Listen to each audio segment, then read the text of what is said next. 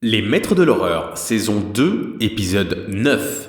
Mort clinique, Right to Die, de Rob Schmidt. Alors qu'elle est dans un état comateux, Abby revient à la vie à plusieurs reprises. À chaque fois, elle attaque ceux qui ont abusé d'elle. Son mari Cliff pourrait bien être le prochain sur la liste.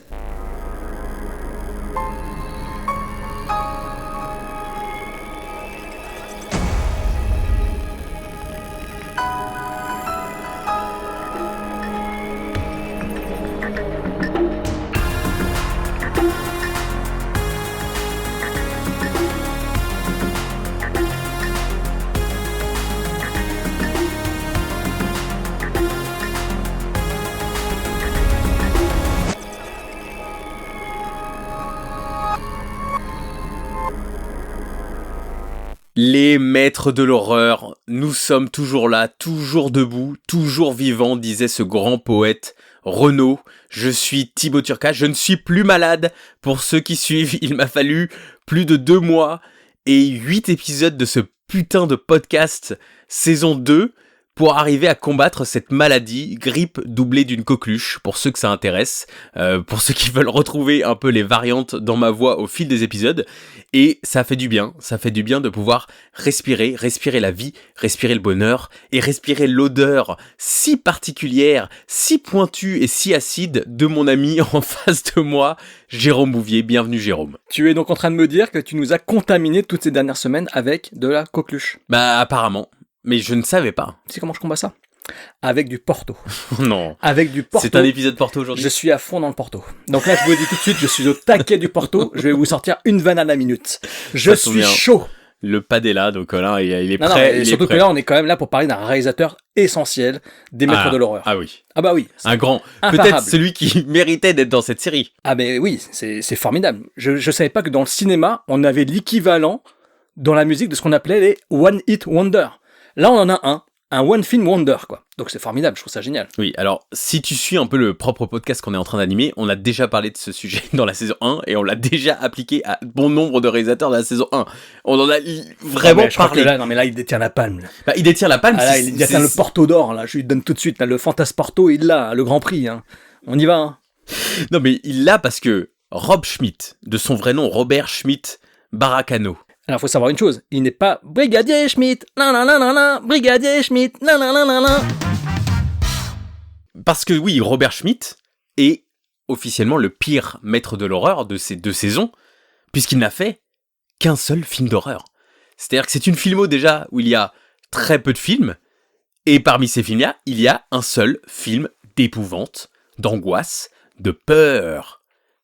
Mais c'est fou. Ah oui, c'est un maître de l'horreur. Qu'est-ce qu'il fout là? Je sais pas. Mick. Bah parce que explique-nous. C'est parce que c'est son film quoi, c'est son film. Des Tours mortels. On parle d'un film qui est même pas considéré comme un chef-d'œuvre. C'est pas comme s'il avait fait un film et c'était Shining. Mais genre c'est des Tours mortels quoi. Mais maître de l'horreur dans cette saison 2. La preuve que Mick a vraiment fait le fond. Hein. On va s'attaquer à un japonais en fin de saison qui est cette personne quoi. Qu'est-ce qu'il fout là? Mais Rob Schmidt, je pensais pendant longtemps que Lucky Mackie et Rob Schmidt étaient un peu équivalents, dans le sens où ils étaient jeunes, ils ont fait les Maîtres de l'Horreur, c'était tôt dans leur carrière, et en fait je me suis rendu compte, non mais pas du tout, en fait Rob Schmidt, il est né en 65, il avait 40 ans quand il a fait la série, c'est pas du tout comme Lucky Mackie qui sortait de May et The Woods dont on a parlé dans la saison 1, et qui était là en début de trentaine, chouchou des festivals. Là c'est quand même un gars, oui, qui a fait un gros film de studio, qui a impacté une certaine partie des générations avec Vidéo Club, je dirais, avec des Tours mortels, mais à part ça, inconnu au bataillon. On avait, quand on a épluché sa fiche Wikipédia et IMDb, on était mais qu'est-ce qu'il a fait ce mec? Et on a été heureux de voir que contrairement à Lucky Mackie ou d'autres, ou des John McNaughton, etc., il avait pas fait 15 autres films dont on n'avait jamais entendu parler. Et dont on avait strictement rien à foutre, parce que quand même, franchement, cher auditeur, pour vous, on se coltine quand même des fois des choses très difficiles. Hein. Franchement, c'est douloureux des fois. Hein. T'imagines comme ça 15 films de Rob Schmidt? Non mais c'est pas possible. Bah non, là, je vais me tirer une balle. Là. Surtout que moi j'ai vu son film Lifetime. Histoire, parce qu'il y avait tellement peu de films, je me suis dit, bon, je vais prendre une balle pour tout le monde, que je vais regarder son film Lifetime, qui était évidemment un 0 sur 10, qui était horrible. Donc généralement, on commence par dire, Rob Schmidt, t'en as entendu parler, comment, etc. Donc je vais poser la question que tout le monde se pose, tout le monde a envie de te la poser. Jérôme Bouvier, les Maîtres de l'Horreur, j'espère d'ailleurs que tu vas bien, tu n'as pas répondu à cette question, ce n'est pas grave, on s'en fiche, on est là pour le business, on est là pour faire un épisode de 90 minutes maximum, parce que là, faut pas déconner. Est-ce que tu as vu Des Tours Mortels au cinéma et est-ce que tu as l'affiche? Je pense que c'est les deux questions qui intéressent tous nos auditeurs. Alors, j'ai vu Des Tours Mortels au cinéma, Ah. mais je n'ai pas l'affiche. Bon. Mais je pense peut-être qu'un jour... Ah. Voilà. Oh, pardon. Je l'ai vu au cinéma, oui. Voilà. Et j'ai suivi toute la franchise Ah, derrière. bien sûr. Alors, Alors, en DVD, tout ça, j'en ai même un en Blu-ray, je crois. il me Parce que je crois semble- qu'en il me semble France, que ils c'est sont le pas 4. sortis en Blu-ray. Tout à fait. Ils ne sont pas du tout. Ils C'est sont ça. très. Le coffret d'ailleurs intégral est très difficilement trouvable. La saga a disparu des rayons vidéo et c'est pas Disney Plus qui va sortir tous les Des Tours Mortels. Quoique j'ai même pas vérifié si des. Mais ils le étaient- dernier, qui a été écrit justement par le scénariste du Oui. premier Des Tours Mortels, il est sorti Oui. en Blu-ray chez nous. Ah bah voilà. Parce que je l'ai. Merci. On n'est pas là pour parler de la saga Non. des Tours Mortels, parce que je l'avais teasé, malheureusement, plus tôt dans la saison, et j'avais dit, bah, comme Rod Schmidt, il a fait que 4 films, on en a rien à branler, on va faire la saga des Tours Mortels, c'est marrant.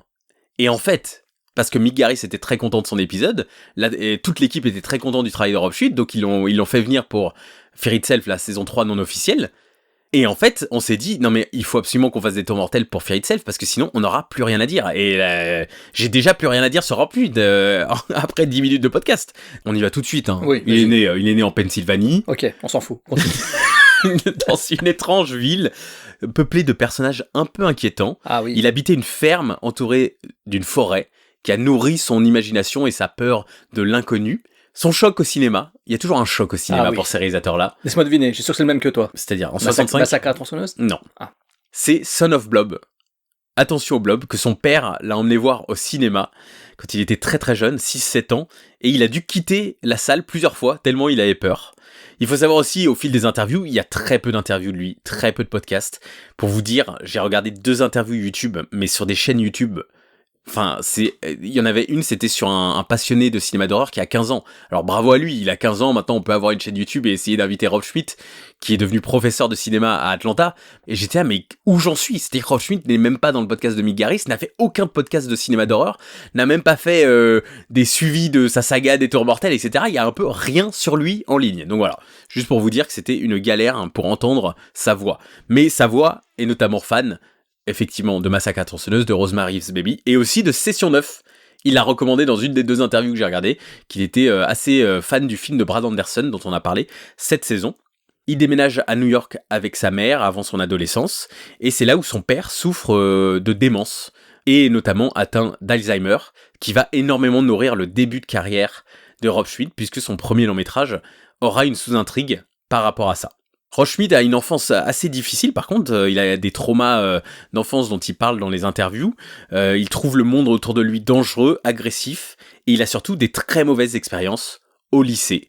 Et ça nourrit, pareil, son début de filmographie, ses 2 premiers films, qui sont des films avec des lycéens, des adolescents qui ont un mal-être, qui ont peur de l'autorité, qui ont peur des parents. Et lui, pareil, il a des problèmes avec l'autorité, il a des problèmes avec les règles, il veut se protéger. Et c'est là où il commence les drogues et la cocaïne. Et donc, non, mais voilà, j'en plaisante, mais c'est vrai que c'est un point commun entre beaucoup de ces réalisateurs, c'est qu'ils ont souvent dépassé les frontières de la drogue et de l'alcool pour trouver l'inspiration autre part. Et lui a eu beaucoup de problèmes d'addiction qui va nourrir aussi sa réputation, parce qu'on est tombé sur un bouleversement dans ce podcast. On a découvert qu'en fait, personne n'aimait Rob Schmidt dans le métier et que ça expliquait aussi sa carrière extrêmement étrange. Il aime la photographie. Ça aussi, ça va nourrir Crime et Châtiment, son 2e film.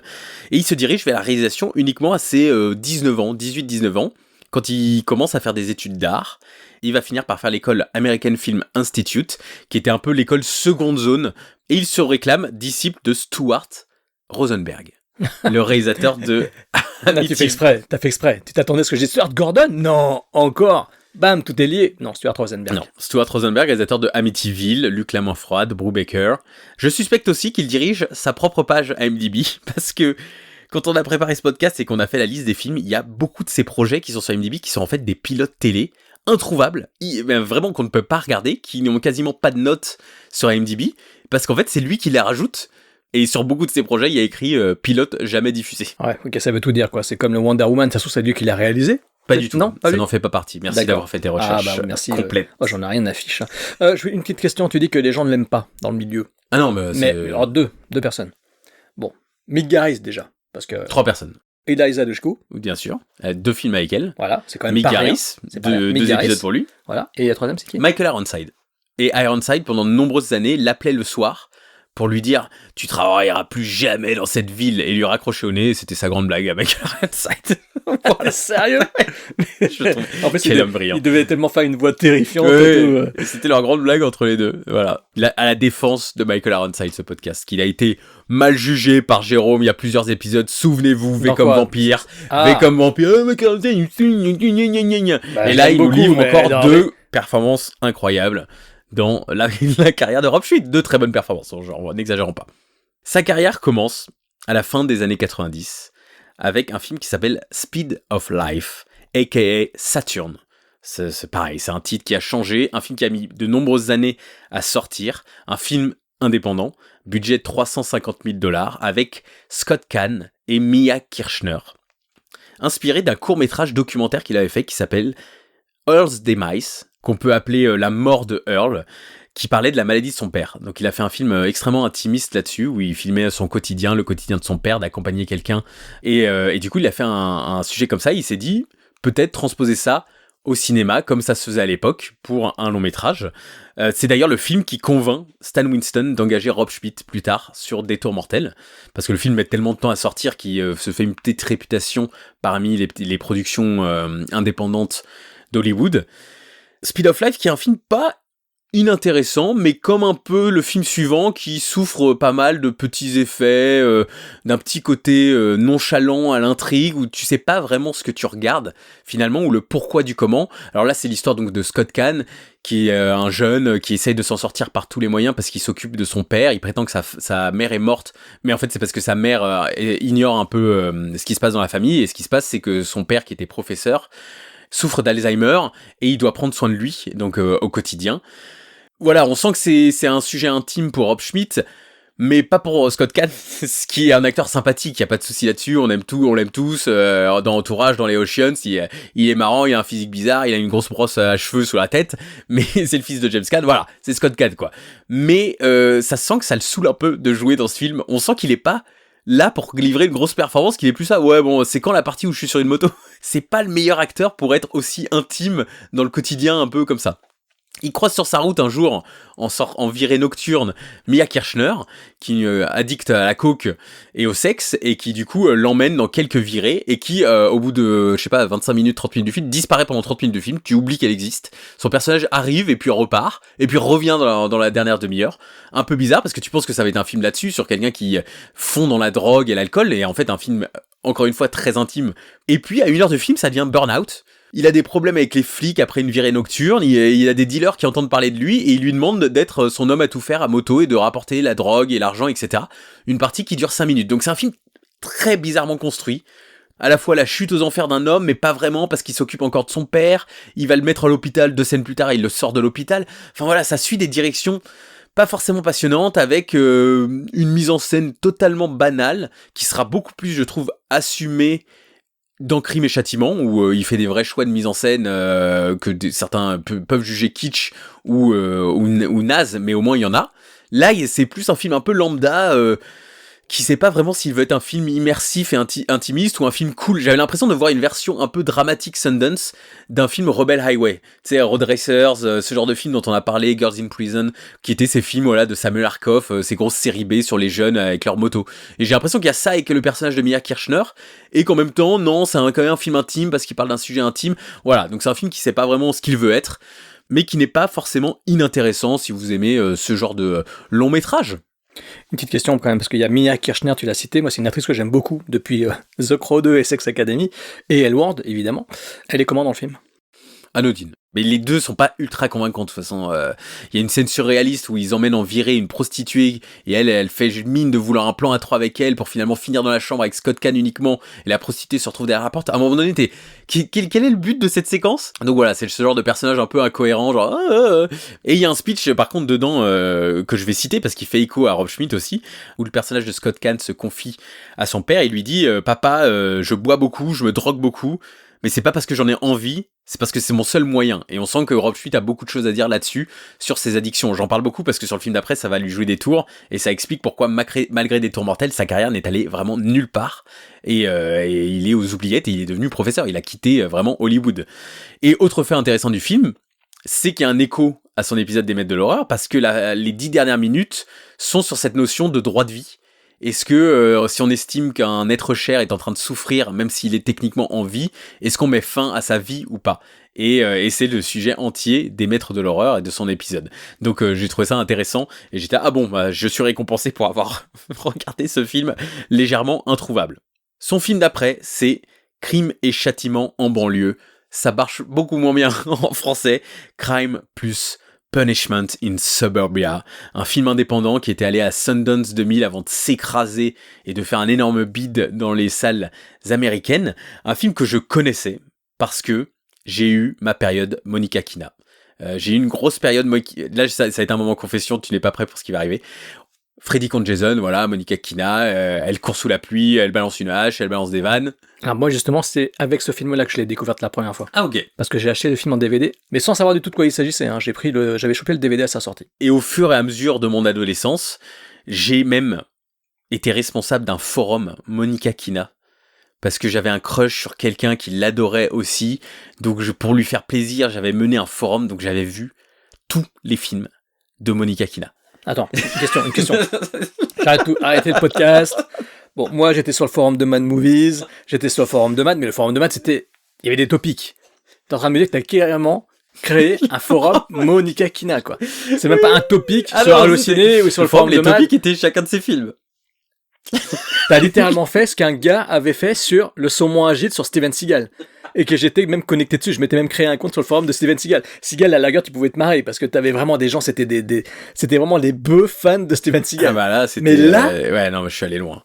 Non, il mais existe encore ou pas ?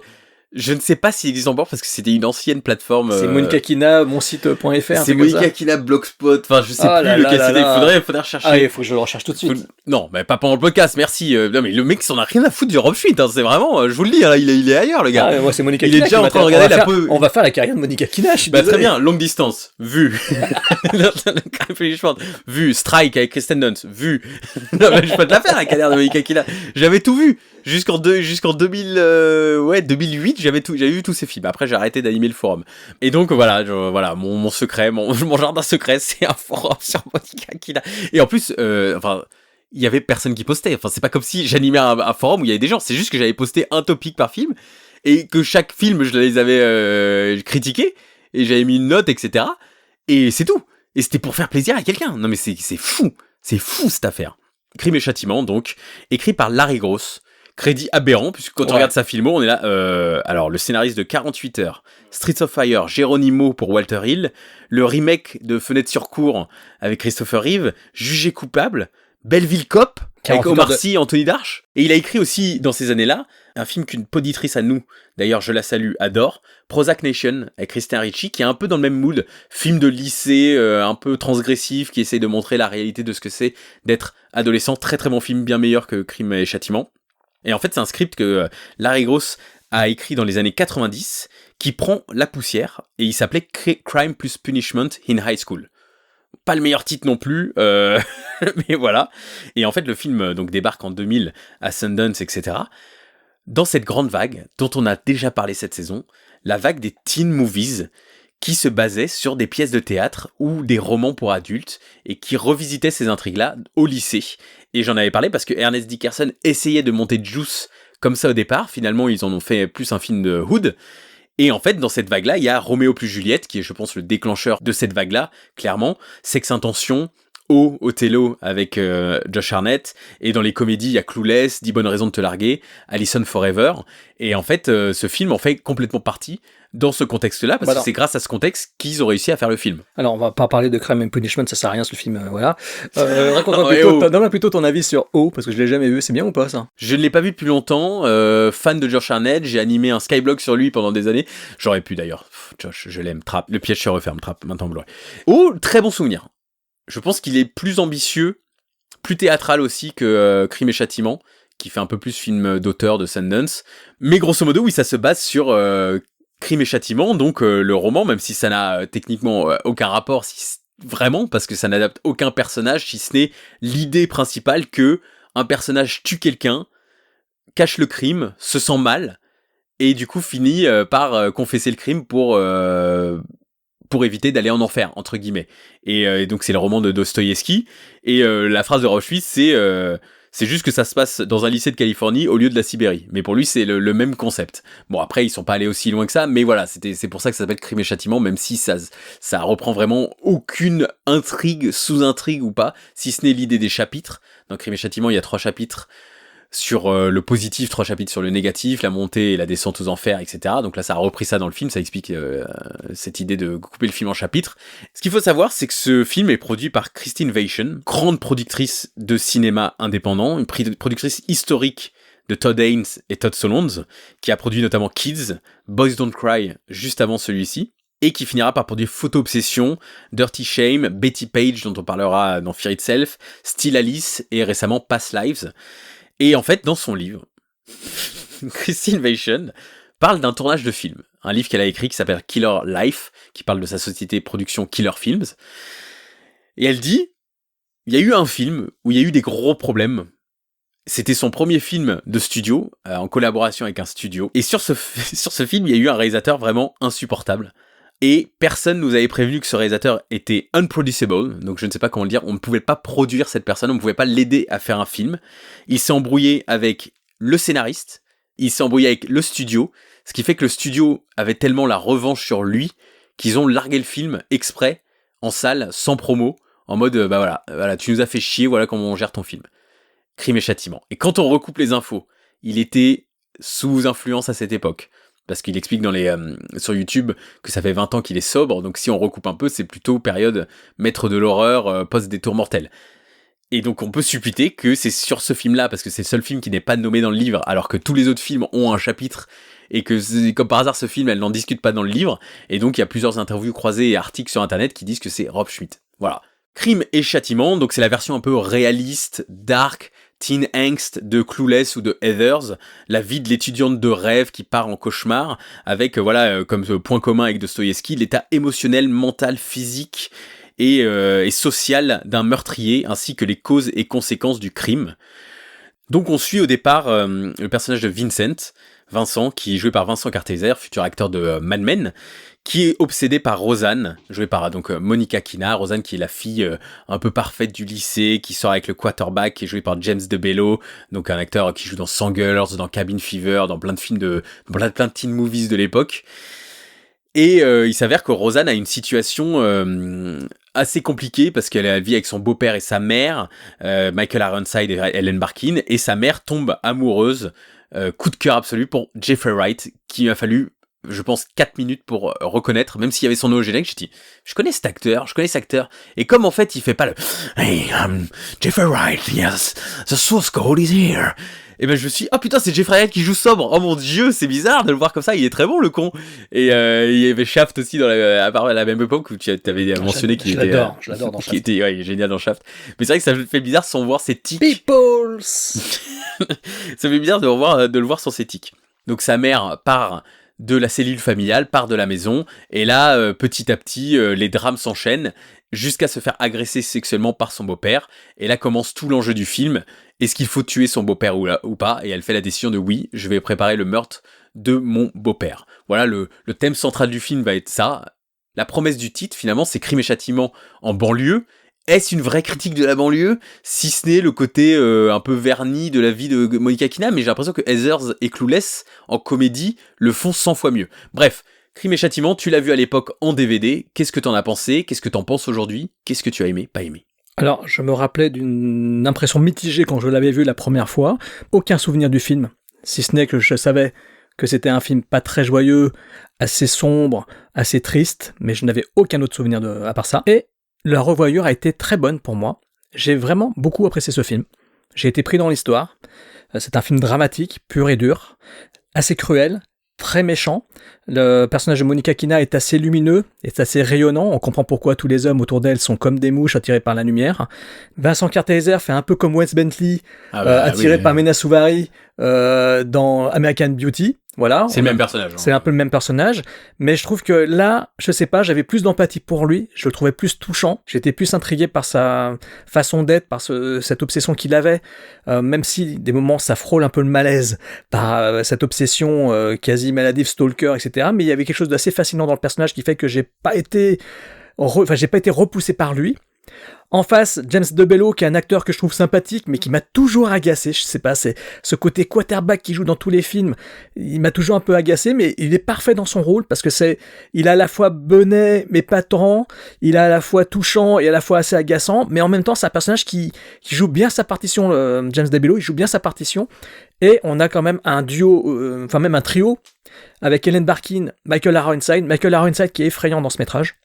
Surtout qu'il le joue parfaitement bien, le mec horrible, insupportable, d'une violence psychologique infâme sur sa femme. Il a une emprise sur l'une et l'autre, on sent comme une chape de plomb, c'est assez intenable.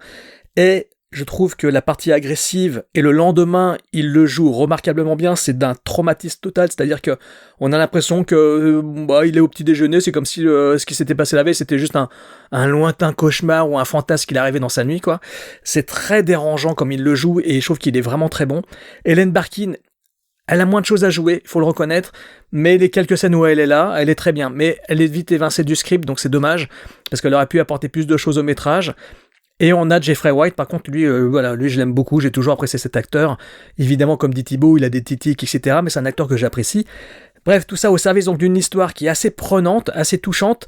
Honnêtement, je me demandais vers où on allait se trouver, vers où on allait se diriger. J'avais peur qu'il y ait un dindon de la farce et que ce soit ce pauvre Vincent un peu trop obsessionnel sur la jeune fille incarnée par Monica Kina.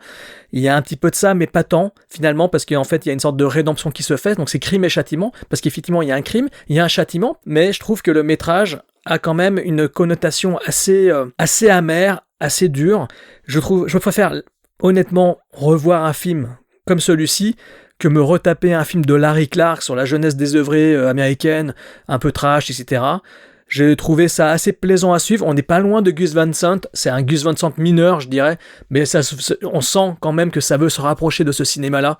Mais j'ai trouvé ça déplaisant pour autant. Donc ce n'est pas un film que je vais revoir, évidemment, pour le podcast de la saison 3, Fear Itself, je vais être honnête. Mais c'est un film quand même que j'ai trouvé agréable à revoir, que j'ai suivi pour le coup vraiment sans faire autre chose devant. Donc parce que ça m'inquiète sur le nombre de films que tu as critiqués dans ce podcast que tu n'as pas regardé en fait. Voilà, donc celui-ci, non, j'étais pris dedans et donc au final, moi c'est un film qui m'a plu. Beaucoup de pistes, beaucoup de choses à élaborer avec surtout de très bons acteurs. Voilà. Et puis une musique, une bande son que j'aime beaucoup. Ouais, mais moi je suis plus vieux que toi, 65 ans, bientôt 67, mais je trouve que la bande son, tu vois, requindé de ces années-là, me déplaît pas. Il y a des titres que j'aime bien, donc j'ai trouvé ça assez cool. Après, voilà, c'est typique de cette époque, mais on n'est pas dans le punk à roulettes, tu sais, ce qu'on appelait le skatecore, que l'on entendait dans les American Pie, 100 Girls, mais limite, et tout ça. Je préfère ça qui ont des musiques qui ont des identités un petit peu. Là, c'est vraiment... c'est un peu de Détour mortel aussi. Il y en a quelques-unes dans Détour mortel où je dis oh là là là, c'est ignoble. Queens of the Stone Age dans Détour mortel. Oui, bah là, tu cites le vrai groupe de la BO qui est à la fin du film, mais... 2 chansons dans Détour mortel. Alors non, mais je sais pas, j'ai l'impression que tu te places en défenseur du film comme si j'allais le défoncer, pas du tout. Moi, c'est un film pour lequel j'ai de l'affection parce que je l'ai vu dans ma période Monica Kina et j'ai bien aimé parce que Monica Kina était bien dedans, avait un rôle assez différent d'habitude, c'était pas la petite princesse, etc. Là, elle a des vrais trucs à jouer. Et pourtant, Monica qui n'a rien à faire de nous, hein. Horrible, l'une était pire. Mais j'espère que quelqu'un note tes pires vannes et elle fera un bouquin un jour.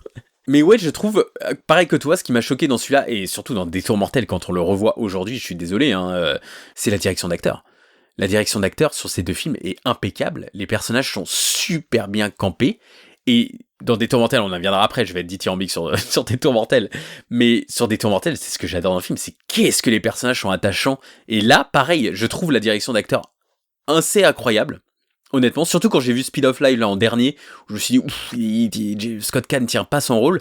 Là, ils tiennent tous très bien leur rôle, et en particulier James DeBello, qui pareil que toi, moi c'est un peu mon idole, parce qu'il est dans 100 Girls, avec son pénis bizarre, il est dans Cabin Fever, où c'est même pas le joke, c'est vraiment pour moi c'est le stoner, il rigole comme ça avec sa voix très particulière. Je l'ai trouvé exceptionnel dans Crime et Châtiment. Parce qu'il aurait pu tellement faire, comme t'as dit, le cliché absolu du jock qui est un peu genre non mais pourquoi tu veux faire ça et ça. Et en fait on sent qu'il est vraiment amoureux de Monica Kina, qu'il est dans des conventions sociales qui fait que il sort avec la prom queen, hein, enfin même si c'est pas aussi exagéré que ça, c'est pas comme si tout le monde les connaissait dans le lycée non plus. Je pense que c'est pas une caricature à ce point, mais ils sont bien aimés du lycée, ils sortent ensemble, ils vont bien ensemble. Et je trouve qu'il a sa transition où il se rend pas vraiment compte pas qu'elle se fout de sa gueule, mais qu'elle le manipule. Et du coup, il ne sait pas comment réagir, et donc il réagit parfois par agressivité, parce que c'est le seul truc qu'il connaît, notamment vis-à-vis du personnage de Vincent. Et cette scène géniale du diner où il interrompt un date, il amène sa copine dehors de force, un peu en lui balançant des vannes à la gueule, etc. Et puis tout de suite, il tombe l'armure et il dit non mais en fait tu me manques quoi. Tu me manques vraiment. Il a 2 scènes comme ça, celle-là et la scène des toilettes aussi, où il commence à l'étrangler, à vouloir il sait pas quoi faire de ses sentiments de rage qu'il a contre elle, parce qu'il a tout fait pour elle, il a commis un crime pour elle, et elle l'ignore immédiatement après. Et il n'arrive pas à le processer. Et je trouve que c'est une performance incroyable qui, malgré, voilà, c'est un genre de film où c'est des personnages de 25 ans qui jouent des personnages de 17-18 ans, mais on a l'impression de voir un mec de 17 ans qui n'a aucune idée de comment gérer ses émotions. Et j'ai trouvé James DiBello, mais vraiment, genre, j'étais là, putain, il est vraiment très très bon. Là où Monica Kina est bien dans le film, elle est pas incroyable, et où moi j'ai eu plus de mal avec Vincent Kartheiser, que j'ai trouvé voilà, c'est un film qui sort 1 an après American Beauty, c'est quand même à peu près le même film.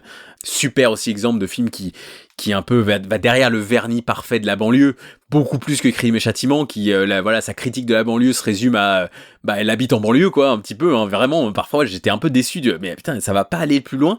En tout cas le personnage de Vincent m'a paru trop facile, le geek ultra creepy qui est en fait sensible mais qui est vraiment creep, mais en même temps le film et Monica ne rejette jamais les trucs creepy qu'il a fait. Enfin, il a quand même des trucs super bizarres qu'il fait dans la première partie du film, et jamais le film ne le punit pour ça. Et quand t'as dit j'avais l'impression qu'il y avait un truc qui allait arriver, bah moi je voulais que ça arrive. Et je trouve la fin happy end catastrophique. Je trouve vraiment, je n'aime pas du tout la fin. J'ai l'impression que c'est une fin de studio. Il va falloir qu'ils aient leur happy end. Je trouve ça trop facile. Surtout que lui, il a toujours les bonnes phrases au bon moment, hein. Il a beaucoup de maximes qu'il dit au moment parfait. Enfin voilà, je trouvais son personnage un peu surécrit, un peu trop facile et pas aussi pertinent qu'American Beauty, et pas aussi bien joué que Wes Bentley dans American Beauty, qui est incroyable dans ce rôle. Au-delà de ça, le côté crime et châtiment marche bien. Je trouve la scène de crime incroyable. Là où je pense que le film allait se foirer un peu, à faire un peu une scène hystérique, genre attends, tue-le.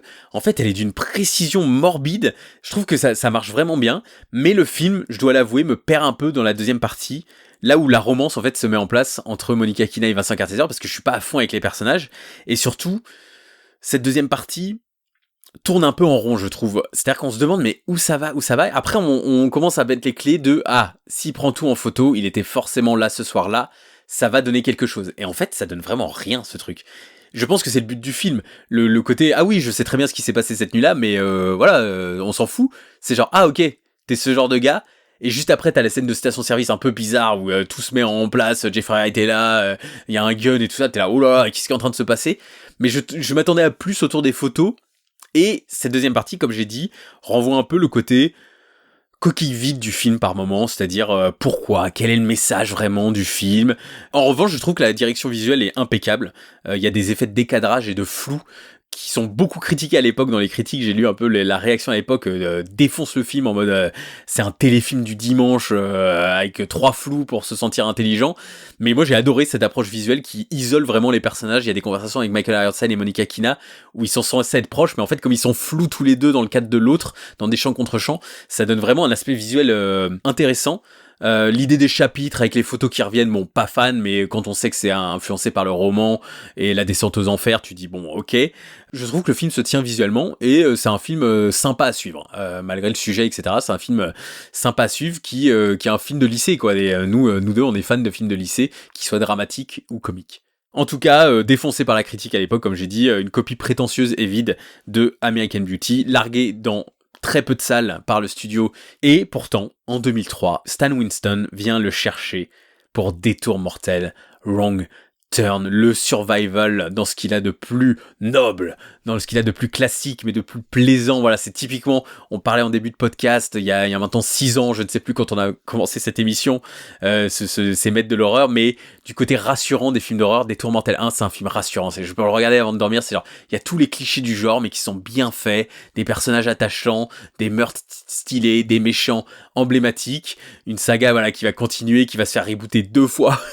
C'est quand même assez incroyable cette saga, mais qui comme n'est pas sortie au cinéma, est un peu ignorée par tout le monde. Si bien que cet été, par exemple, j'ai fait un road trip avec quelqu'un qui m'a dit « Ouais, non, mais moi j'aime bien une saga, mais c'est un peu bizarre, je sais pas si tu le connais, Des Tourmentelles. » J'étais « Ah ben oui, Des Tourmentelles, évidemment !» Et en fait, je rapproche beaucoup cette saga à Une virée en enfer. Dans le sens où c'est un petit film de vidéoclub. Des Tourmentelles et Une virée en enfer, c'est à peu près la même époque. Pour moi, c'est des films de vidéoclub. Je voyais tout le temps la bande-annonce, l'affiche dans mon vidéoclub, qui a donné une franchise improbable avec des suites que des TV. Ce qui fait qu'en fait, on a un peu tendance à oublier que le premier est une série B très sympathique. Et c'est un peu comme Une virée en enfer qu'on abordera la saison prochaine, mais que moi, c'est un film que j'adore et que je trouve très cool.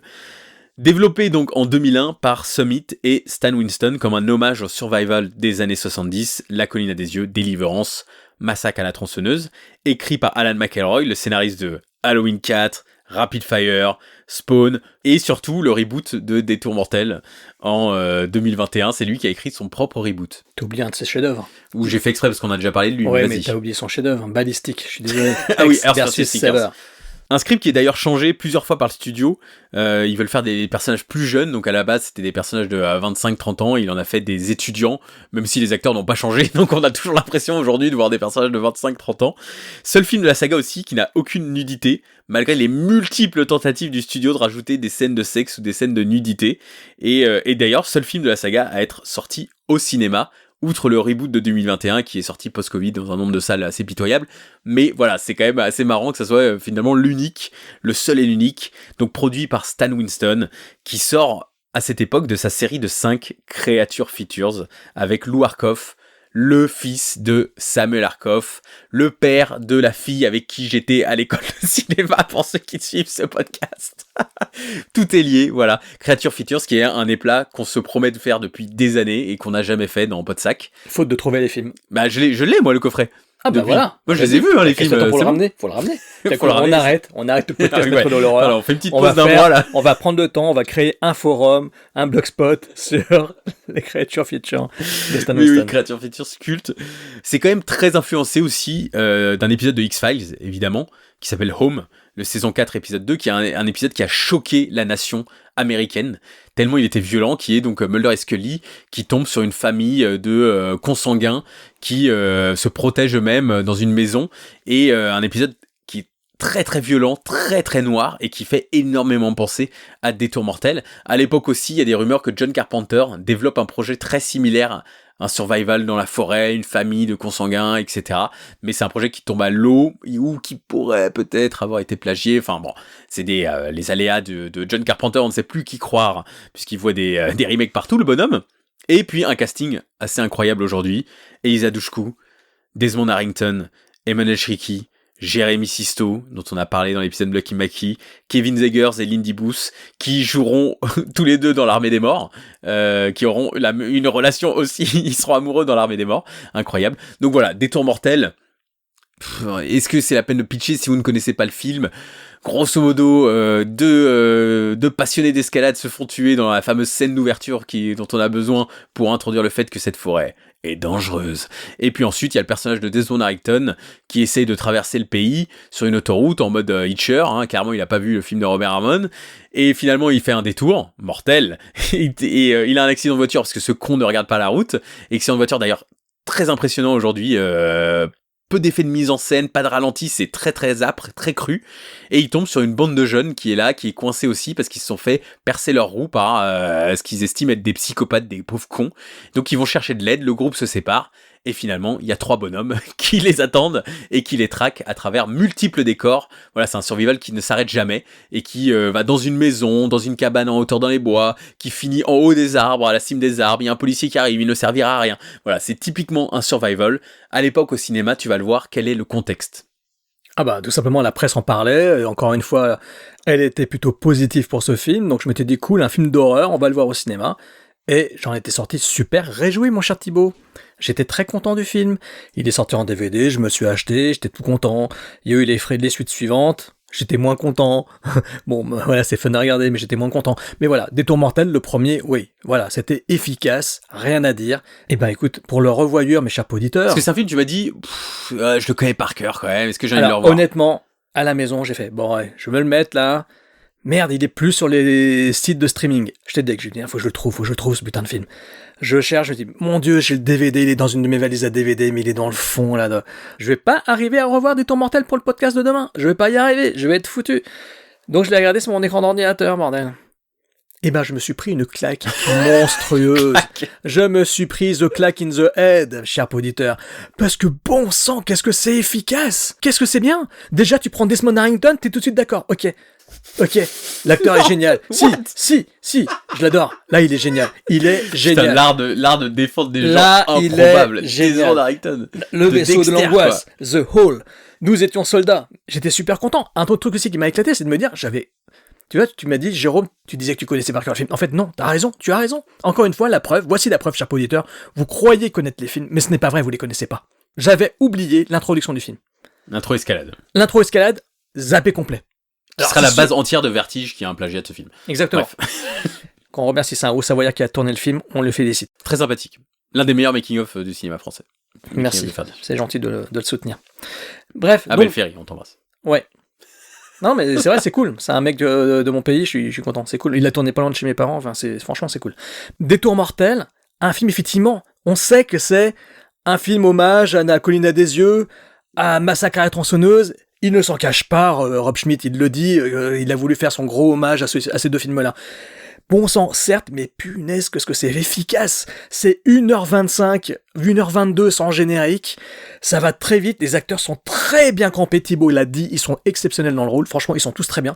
On croit à ces personnages, on croit au couple Lindy Booth, Kevin Zegers, même si on sait que, voilà, ils vont vite être sortis du film, peu importe, mais on croit à ces deux petits jeunes, on croit à Emmanuel Chriqui et Jérémy Sisto qui sont très touchants et on a peur pour eux. Franchement, j'ai beaucoup de peine pour les deux personnages, pour ce qui va leur arriver dans le métrage. Et voilà, puis en face, Elisa Dushku, que j'aime vraiment beaucoup. On la connaît tous pour Buffy. Personnellement, je l'avais vraiment appréciée dans True Calling et Dollhouse de Josh Whedon. Voilà, c'est des séries que j'aimais beaucoup et j'aime beaucoup cette actrice.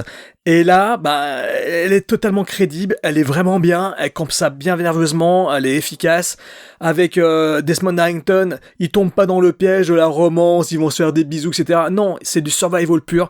Ils se tiennent la main pour soutenir l'un l'autre. Je trouve que les personnages sont super bien écrits, ce qui fait que quand on a des personnages super bien écrits, en fait, on a peur pour eux, on a peur pour leur sort, on a envie de les suivre. Et Thibaut l'a dit, face à eux, 3 bad guys qui sont remarquablement bien campés. C'est simple. Il y a les Gremlins, mais il y a aussi les Inbred, comme on les appelle. Il y a Sotus, il y a One Eye, il y a Three Fingers. Ils sont là, ils sont dans la place. Et franchement, rien à dire. Jusqu'à la toute dernière image du film, on va l'entendre rire, quoi. C'est incroyable. Ces 3 acteurs sont vraiment très bons dans le rôle. Ils sont vraiment effrayants. Meilleur le bad guy est, meilleur est le film. Mais là, c'est meilleurs sont les bad guys. Donc, meilleur au pluriel est le film. Non, mais c'est voilà ce que je veux dire. C'est que Détour mortel, franchement, Détour mortel, c'est un tube, ce film. Tout simplement, c'est l'équivalent de ces tubes des années 80-90 où les groupes n'ont rien fait derrière, c'est ce qu'on appelait des One Hit Wonder, il a fait pareil. Rob Schmidt a fait son hit, c'est celui-là. Mais bon sang, merci. En fait, le mec, il peut se dire, j'ai tourné un putain de hit, et ce film est vraiment très bon. Il y a des scènes qui sont d'anthologie. Moi, je suis fan de ces passages où ils sont dans les branches, qu'ils essaient de passer d'une branche à l'autre, qu'ils sautent, qu'ils se jettent dans la cabane en feu. Tu te dis, mais quelle idée! Mais oui, effectivement, c'est ce que tout le monde aurait... Enfin, c'est ce qu'on se dit.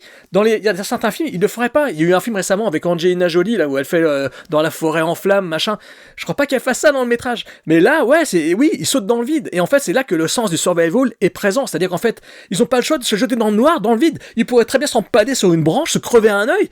Et d'ailleurs, Emmanuel Chriqui s'est blessé sur ce tournage-là. Elle s'est démontée l'épaule. Il est pareil que dans la bande-son, on entend le fait qu'elle se démet l'épaule, quoi. Donc, il y a vraiment un investissement physique des acteurs. Et en plus de ça, il y a des scènes qui sont vraiment, des séquences qui sont vraiment d'anthologie. Et la scène dans la cabane, oui, alors effectivement, je le regardais, on se disait, mais qu'est-ce qu'ils font pour rester là? Ils voient pas qu'il y a un truc chelou, etc. Mais en même temps, c'est tellement bien amené, c'est tellement bien construit, ils vont de découverte macabre en découverte macabre, jusqu'à le coup de ce plan sur la baignoire, le frigo et tout ça.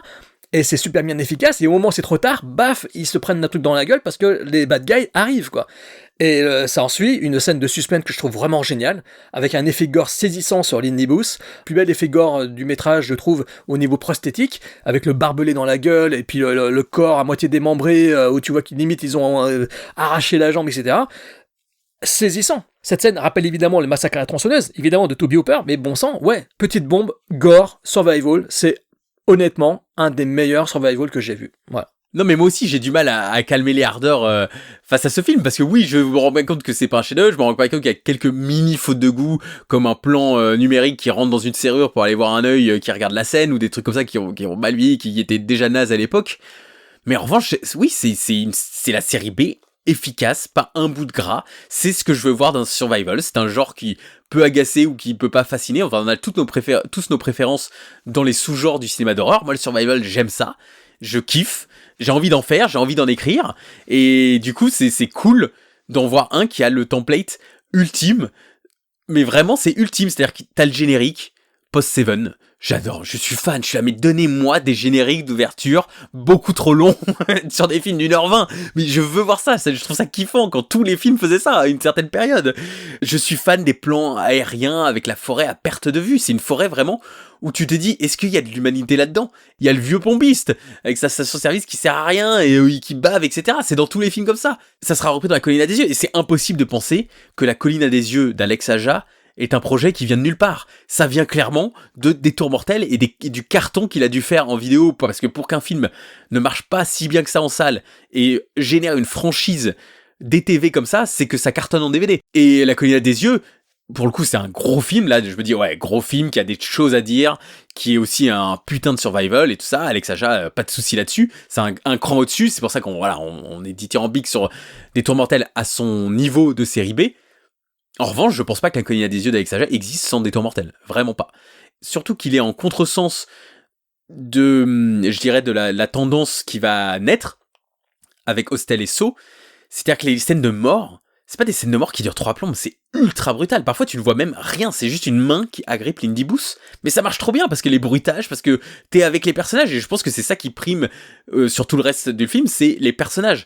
Et moi, voir ces personnages-là être dans les trucs typiques du genre, voilà, la Colline à des yeux, massacre à tronçonneuse, moi j'adore. Tu découvres leur maison, ils ont plein de cartes d'identité, ils ont plein de portefeuilles, ils accumulent ci, ils accumulent ça, ils ont des trophées. J'adore ce genre de truc, j'adore, je kiffe. Quand il y a des personnages qui découvrent, regarde, ils ont fait ça pendant des années, je kiffe. Même si c'est ultra attendu, je kiffe aussi.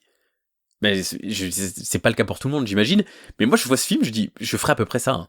C'est-à-dire que tu dis, ouais, franchement, la cabane est en feu, je saute dans l'arbre, quoi.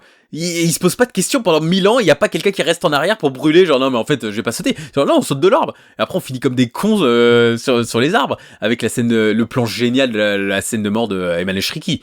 C'est un plan génial. Enfin, quelle idée de mise en scène. Incroyable, où le corps tombe, mais pas le haut de la tête, mais nous, on voit que le haut de la tête. Enfin, très très bien foutu. C'est vraiment un film que Rob Schmidt maîtrise de bout en bout, il n'y a pas un bout de gras, c'est exactement ce que tu veux voir, et c'est pour ça que c'est difficile de pas être dithyrambique, surtout dans notre période des 10 dernières années de cinéma d'horreur, qui a du mal à faire des séries B aussi décomplexées et assumées et simples, avec une fin en mode ouais, ils reviendront, si vous voulez, ils reviendront, quoi, alors qu'ils sont tous morts. Il a raison, je viens de regarder The Boogeyman sur Disney+, quel calvaire, 1h50, bon sang, quelle horreur.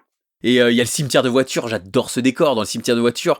Et pareil, les personnages font des choix que je trouve cohérents. Il y en a un qui se dit, bah je vais courir et puis aller dans l'autre sens, quoi. Et quand l'autre voit que ça marche pas, il se dit, bon bah je vais faire la même chose, bonne chance les filles, quoi. Enfin, je sais pas, je trouve que leurs réactions sont parfaitement cohérentes avec la situation qu'ils vivent, et c'est très rare dans un survival, où tu te poses pas 1000 fois la question de pourquoi il fait ça, pourquoi il fait ça, pourquoi il fait ça. Et en le voyant cette fois, je me suis dit tout le film, théorie, hein. Et si Chris, donc le personnage de Desmond Harrington, était un frère perdu de cette famille. Parce que je me suis dit, attends. Si tu recolles les morceaux, imagine, il crache la voiture exprès.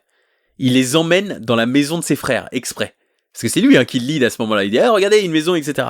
Ensuite, il les conduit à la cabane en hauteur. Et ensuite, à la fin du film, il les ramène sur la route avant la scène du flic. Et je me suis dit, putain, mais il y a une version de ce film, s'il était fait aujourd'hui, en mode... Ah non, mais en fait, lui, c'est le quatrième frère. Ouais, c'est la maison de l'horreur, la maison de cire. C'est ça. À la fin, on se découvre qu'il y avait un troisième frère. On pense que ça peut être un allié potentiel des héros du film qui finalement est en fait acquis à la cause des Non, deux mais bien tueurs sûr, non, principaux. mais c'est un cliché qui a été fait plein de fois. Mais en revoyant le film, je me suis dit, mais c'est trop marrant parce que on est vraiment à ça du fait que ça soit le frère caché, quoi. Et voilà, c'est une théorie marrante. Je vois ce que tu veux dire, après je la trouve pas du tout crédible. Mais non, c'est pas crédible puisque c'est pas le film. Mais je veux voilà. dire, ça m'a fait rire tout le film. Je me dis, mais si ça se trouve, là, il les emmène dans la cabane, il sait très bien ce qui va se passer. Ouais, non, mais la cabane, je sais où c'est, ils vont nous retrouver en 2 secondes, quoi. Enfin voilà, je t'emmerde si mes théories ne t'intéressent pas. Pas de problème, pas de problème. Mais voilà, des tours mortels, ultra efficaces, et on parlera de la saga entière dans l'épisode de Roche Schmidt de Fear Itself. Mais ouais, ça passe très très bien, et moi c'est tout ce que j'aime dans le cinéma d'horreur, c'est le truc décomplexé de série B, qui est pas débilisante pour autant. C'est ça que j'aime, c'est pas un film débile, je me sens pas comme un débile de le regarder, comme je peux l'être devant certaines suites un peu déviantes de saga. Là je me dis, non, c'est très efficace. Bon bah écoute, maintenant on peut s'arrêter là, c'est pas la peine de continuer ce podcast, et on va... Bon, en tout cas, le film est pas du tout aimé des critiques, il est lâché dans les salles sans projection presse, ni grosse promo de la part de la Fox, qui avait beaucoup de problèmes aussi avec la MPAA, avec le R rating, avec les spots TV. Mine de rien, un petit succès, 12 millions de budget, 28 millions de recettes. Mais on imagine aisément un carton plein en vidéo, ça c'est sûr. Stephen King est fan de ce film. Alors bon, pour ceux qui suivent un peu Stephen King sur Twitter, etc., il aime tous les films d'horreur du monde, hein, Stephen King. Qui n'a pas eu la quote de Stephen King où parfois t'es là, mais ferme ta gueule, Stephen. Il aime même l'adaptation de son Boogeyman, donc bon, moi je lui pardonne plus rien, là, c'est fini. Et apparemment, il aurait donné à Rob son roman Insomnia à adapter. Il voulait que Rob Schmidt adapte Insomnia. Et tu as fait une tête pas possible. Parce qu'Insomnia, c'est particulièrement un des bouquins les plus chiants de King. Ah merde, c'est pour ça qu'il a donné. Tiens, Rob, j'en ai un pour toi. Essaye d'en faire quelque chose. On en arrive au maître de l'horreur déjà. 3 films, un seul film d'horreur, maître de l'horreur. Voilà. Un épisode dont je me souvenais étonnamment bien. Parce qu'on parle souvent de cette saison 2 du fait qu'on n'a aucun souvenir à part les très mauvais épisodes comme Pro-Life. J'aurais pu te dessiner, quand on a débuté ce podcast, la cuisine de Martin Donovan dans cette cuisine américaine. Avec les fauteuils, les tabourets, tout ça. C'est la cuisine, l'agencement, ce qui se passe sur le comptoir, etc. J'aurais pu te dire, ouais non mais je me souviens de cet épisode. L'épisode 9 donc de la série à la diffusion, mais l'épisode 12 sur les DVD. Allez savoir ce qui s'est passé en France. Diffusion le 5 janvier 2007. Rob Schmidt a 42 ans. Devant la caméra, on retrouve Martin Donovan dans le rôle de Cliff, héros stoïque et pince sans rire du cinéma de Hal Hartley, dont je suis énorme fan. Cinéma un peu oublié aujourd'hui, je crois que c'est un cinéaste qui n'a pas eu la chance d'avoir beaucoup de coffrets Blu-ray, mais j'adorais son cinéma, j'ai découvert au lycée grâce à un prof un peu comme Jim Jarmusch, et notamment le film Trust, qui est incroyable, vraiment une petite pépite de cinéma indépendant américain. Martin Donovan, donc, qui a joué notamment dans Insomnia, dans Tenet, Inherent Vice, enfin voilà, un acteur qu'on a vu un peu partout, mais moi j'aime bien sa gueule, et qui sera d'ailleurs dans Alphabet Killer pour ce bon vieux Rob. En face de lui, on retrouve Julia Benson dans le rôle de Abby, actrice canadienne, Stargate Universe, voilà, j'ai noté la série où il a fait le plus d'épisodes. Robin Sidney joue sa maîtresse assistante Trish, qui est la héroïne de la saga Evil Bong, et qui a également joué dans un film dont je n'avais jamais entendu parler de ma vie. On sait qu'il y a eu La Nuit des Morts-Vivants en 3D avec Sid Haig. Ça, tout le monde le sait. Mais est-ce que tu savais qu'il y avait eu La Nuit des Morts-Vivants 3D réanimation avec Andrew Divoff et Jeffrey Combs, le duo de Faust? Pas du tout, pas du tout. Est-ce que j'ai envie de voir ça? Non. Je pense pas. On retrouve dans les parages, justement, un vrai dentiste. Corbin Bernsen, qui joue Ira, l'avocat, le dentiste himself de Brian Usna. Alors c'est très drôle puisqu'on prépare ce podcast en même temps qu'à une future émission où on aborde Brian Usna avec un de nos invités. Et en fait, du coup, Corbin Bernsen, je dis, oh putain, le dentiste, il est là, ce con. Et petite mention, celle qui joue Abby Brûlé, qui est la Doc Jones de l'époque, hein, Xanta Radley, qui joue dans Fog, qui joue dans Horribilis, qui joue dans Wicker Man. Vous allez me dire, oui, bon bah voilà, elle a fait des apparitions. Moi, je vais vous dire dans quoi elle a joué. Parce que c'est l'un de mes fantômes préférés, parmi les 13 autres fantômes. Voilà, c'est la pèlerine de 13 fantômes qui donc s'est glissée sous le masque de Abby. Tu me donnes envie de le revoir, là. 13 fantômes, c'est un film à revoir tout le temps, une fois par mois, parce qu'il y a 13 mois dans l'année. Le 13e mois, on embrasse tous ceux qui touchent le 13e mois. Le script est signé John Esposito. Beaucoup travaillé à la télévision depuis, hein. Il travaille pour la série Creepshow, il a écrit quelques épisodes de Walking Dead, mais à l'époque, il avait fait un film d'horreur que tu connais bien, Graveyard Shift. La créature du cimetière, adaptation de Stephen King, qui avait été conçue à sa sortie, mais que je trouve très sympathique.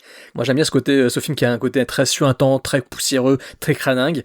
Et ouais, La créature du cimetière, c'est un film qu'il faut réhabiliter d'urgence. Et il a fait un film qu'il ne faut pas réhabiliter, et il ne faut pas se faire avoir par sa jaquette DVD, ni par Thibaut Turca qui vous dit « Oh, film d'enfance !» Et si on le regardait ensemble, Jérôme? Un film de Russell Mulcahy qui s'appelle La malédiction de la momie, que j'ai regardé beaucoup de fois quand j'étais enfant, ado, et qui est une bouse infâme. Ah oui, c'est comme Futur Sport avec toi. Hein. Merci. C'est le deuxième. Merci Thibaut. Voilà. Oui. Je l'ai pas fait acheter, c'est moi qui l'avais acheté. C'est Talos. C'est Talos. Ouais. Tale of the Mummy. Russell Mulcahy's Tale of the Mummy. Il a osé faire ça, cet enfoiré, parce que Russell Mulcahy, à un moment donné, sa carrière, parce que lui, ça serait un très bon maître de l'horreur, parce que on croit connaître ses films, et tu découvres 10 ans de DTV où t'es là, mais qu'est-ce que c'est que ces films? Donc ouais, Jason Scott Lee, Sean Purty, sont dans ce film horrible, où il y a Gerard Butler aussi, et je me souviens juste de la scène de mort de Christopher Lee, parce que c'est la scène d'intro, où on avait vu que l'effet qu'ils ont mis au-dessus de son corps était mal calé, donc parfois on voyait sa chemise dépasser de l'effet où il est supposé être consumé en deux. Voilà, c'est un film horrible, ne vous faites pas avoir, mais moi c'est un film d'enfance, donc de vidéoclub. Un scénario qu'il a confié donc à Mick Garris pour la série, où il s'est dit tiens, ça serait marrant de faire un film de fantôme, mais où le fantôme est encore en vie techniquement, où le corps est encore en vie, un peu comme Pro-Life, hein, ça s'inspire un peu de l'actualité au milieu des années 2000 aux États-Unis. En chef opérateur, ce bon vieux Attila. En musique, un petit nouveau, mais en fait un gars très connu, puisque c'est Joey Santiago des Pixies. Hallucinant, qui vient de sortir un nouvel album d'ailleurs, que j'aime beaucoup ce nouvel album d'ailleurs. Je ne sais pas ce qu'il fout là. Il était sur la BO apparemment de Crime et Châtiment. Voilà, Joey Santiago des Pixies a fait la musique parfaitement anodine de cet épisode. Le monteur, Andrew Cohen, évidemment. Les costumes, Lynn Kelly. Les décors, David Fisher. Les FX, KNB, avec Howard Berger sur le plateau, qui a créé donc un masque pour la Abby brûlée. Magnifique. Sublime. Enfin, on veut la poupée Néronica, parce que franchement, impressionnant. Vraiment incroyable. La Abby brûlée est un personnage emblématique de cet épisode. Terrifiant. Et c'est lui, on voit les mains de Howard Berger quand il y a une scène d'arrachage de peau. C'est lui qui a fait les mains dans cette scène extrêmement gore et généreuse. Et les VFX, Lee Wilson, je trouvais que c'était un épisode qui tenait parfaitement la route niveau effets spéciaux. En particulier la scène du bain, on reviendra plus tard sur celle-ci, mais j'ai trouvé ça pas mal. Peut-être le pire effet, il l'effet feu à un moment donné, où il y a un personnage qui meurt par le feu, où t'es là, oh non, merde, ils ont foiré ça. Mais sinon, ça tient plutôt bien. Alors un épisode, donc moi je me souviens que j'avais trouvé ça sympathique, et qui rentre pour moi dans les catégories La Cave et La Survivante, c'est-à-dire que j'ai passé un très bon moment devant, j'étais là, très bien. Les maîtres de l'horreur, faites ça. Un peu conte de la cryptesque, c'est-à-dire situation improbable pour un homme qui doit avoir un jugement parce qu'il a vraiment fait des choses horribles. Plus le film avance, plus tu te rends compte, oh mon dieu, mais qui est ce personnage que je suis en train d'aimer et de suivre, mais qui est extrêmement, je trouve, jouissif. Peut-être pas aussi jouissif qu'on l'aimerait dans les exécutions, parce que finalement il y a très peu de meurtres et de scènes gore. Donc toi, tu n'avais aucun souvenir. Aucun souvenir du film, je l'ai revu pour le podcast donc hier soir, et j'ai passé un très très bon moment devant. Voilà, j'ai passé un très bon moment parce que c'est efficace, c'est prenant, l'histoire est assez terrifiante quelque part parce que le personnage principal se révèle dans toute sa bonté et sa noirceur surtout. C'est-à-dire qu'au niveau de la narration, il y a des surprises, il y a des simili-twists si je puis dire, assez curieusement amenés parce que l'introduction du film, on va peut-être faire après le détail du métrage, mais l'introduction m'a décontenancé. Ça démarre quand même par un accident de voiture qui est arrivé de façon un peu abrupte, un peu étrange. Je me suis dit, on dirait qu'il manque des scènes où c'est mal monté. Et en fait, il y a une justification à cela. Je me suis dit, non, finalement, c'était normal qu'il ne montre pas tout, parce que la fin révèle des choses qu'on ne pouvait pas appréhender, et on n'aurait pas vu le film de la même façon si on avait vu ce qui se passait réellement. Mais voilà, en tous les cas, c'est un métrage qui est très sombre, très cruel, très violent, avec une partie assez insoutenable dedans. Je le déconseille aux âmes sensibles, parce que franchement, je crois que c'est la pire situation que l'on puisse connaître dans un accident, bon, je pense pas que ce soit crédible, mais on ressort pas brûlé comme ça, et à survivre. Je sais pas. Je sais pas, Darkman. Parce qu'apparemment, il y a la fameuse scène où ignoble, douloureuse à voir, où les médecins doivent enlever de la chair calcinée, etc. de son corps, arrive au grand brûlé. C'est un truc qui arrive vraiment au grand brûlé, et c'est épouvantable. Impressionnant. 90% de son corps est brûlé au 3e degré. Et l'effet spécial est honnêtement vraiment saisissant. On n'est pas terrifié par le personnage, on est en proie à une certaine douleur visuelle en fait, et c'est parfaitement transcrit à l'écran, donc là ça fonctionne vraiment très très bien. Le film il n'y a pas de scène vraiment de flip, on n'est pas dans des scènes choc, gore, etc. Même s'il y a un moment jouissif avec Corbin Benson qui est assez sympathique, que j'aurais aimé un peu plus violent pour être honnête, mais voilà, le film se tient vraiment bien sur ses deux pieds. Il y a une vraie progression du personnage principal, on est dans le vrai crime et châtiment. Il y a un crime qui a été vraiment commis au final, et il y a un châtiment. Et il y a un personnage qui donc va évoluer face à ce châtiment. Donc j'étais un petit peu en mode, où est-ce que ça va aller ? Ah bah je pense qu'il va se passer ça. Donc j'ai été vraiment amené de surprise en surprise, et j'ai aimé ça. Et ce que j'ai beaucoup apprécié dans cet épisode, c'est que on est face à un épisode qui avance dans sa narration. Il y a une histoire qui avance avec des enjeux, avec des situations, avec des virages, et ça continue, et ça continue. On n'est pas face à un truc qui tourne en rond. Chose que je pouvais reprocher à d'autres épisodes de cette saison 2. Moi, le son qui déchire, des choses comme ça, je vais pour Vampire, des épisodes qui pendant une demi-heure tournent en rond, je n'en pouvais plus. Là, ça va vite, l'histoire avance. Il y a des choses qui se passent, il y a des rebondissements, il y a des situations qui font que ça change. Le personnage va prendre des bonnes décisions, il va y avoir une vraie progression narrative et psychologique des personnages. Et je trouve ça vraiment formidable. Et c'est dingue de voir que ça vient de Rob Schmidt. Je pense que c'est un très bon script avec un très bon concept. Vraiment, le concept est très sympa. C'est-à-dire empêcher sa femme de mourir, non pas parce qu'on l'aime, mais pour l'empêcher de devenir un fantôme qui va nous hanter pour le reste de notre vie. Et c'est une espèce de nuance géniale de « Oh mon Dieu, il fait ce choix-là, mais c'est même pas l'argent, c'est même pas le couple, c'est même pas l'amour, c'est vraiment juste pour éviter d'être hanté à vie. » Et c'est ça qui est génial, enfin c'est vraiment une très bonne idée, les cauchemars d'un cadavre encore en vie, entre guillemets. Il y a un côté Stephen King, hein. Le côté tout est fatal de Stephen King, il est dans ce métrage, hein. C'est dingue. Hein. Oui, et comme quand t'es révélé, c'est pour ça que on cite parfois les Contes de la Crypte, etc. Et moi, vu que je me refais la série en même temps, parce que je me suis chauffé après notre épisode d'Dickerson, il y a vraiment ce côté dans les Contes de la Crypte où généralement le personnage central est un salaud. C'est un mec que tu suis, où il est avide, il est cupide, où il est égoïste, où il trompe, etc. Et là, ça m'a fait penser à ça parce que il y a ce côté... leçon de morale à la fin, je la trouve géniale. On va pas la révéler parce qu'on spoil beaucoup les épisodes, mais le plan final. Enfin voilà, je trouve pareil que toi la narration très efficace. Donc ça commence une scène de voiture, une engueulade un peu nébuleuse. On sent qu'on nous montre pas tout. On sent qu'il s'excuse de quelque chose. On devine vite qu'il l'a trompé, etc. Il y a cet accident de voiture comme toi. Avec une réaction aberrante de Martin Donovan, j'étais oula, il est là, appelle la police, il a, ouais, ok. J'étais là, putain, réaction bizarre. Il y a l'explosion. Bah, c'est surtout que ça arrive en plus, excuse-moi de t'interrompre. Après le moment, elle lui dit, je vais chercher un truc pour toi derrière nous.